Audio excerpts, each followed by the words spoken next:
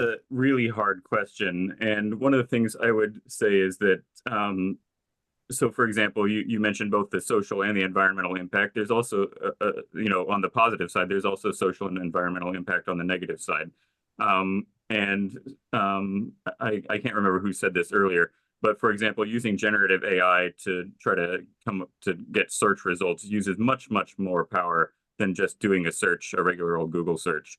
Um, and actually, the energy and water use of data centers is really becoming so much at this point that people have said, you can't connect your data center to the power grid anymore. You have to have your own power plant to run the data center.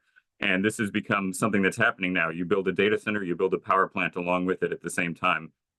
So it's really the power consumption is really, really quite remarkable, and all the impact that comes along with that.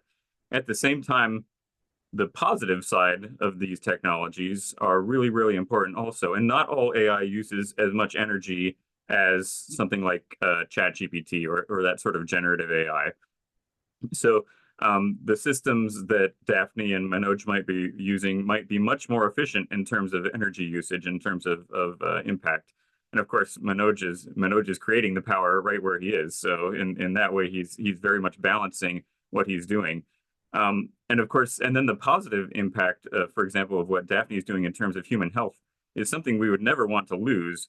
It's something that we really want to promote. We want to have people as healthy as possible. And so you say, okay, if we're balancing two things against each other, it seems like we really need to be remembering human health. That would be one of the most primary things that we'd be worried about. And also energy production. That would be one of the most basic, important things that we should be considering. And so once again, you're balancing these. You have clear goods on one side, and you also have potential risks on the other side. The balancing process is not simple. That's all I can say, is that at a certain point, we have to make these trade-offs. But at the same time, always considering, are there ways that we can reduce the harms that are associated with it? Can we run the data center on renewable power, on wind power, for example, or solar power instead of coal? And there are clear examples of that happening right now, where people are making sure that they're using more renewable energy.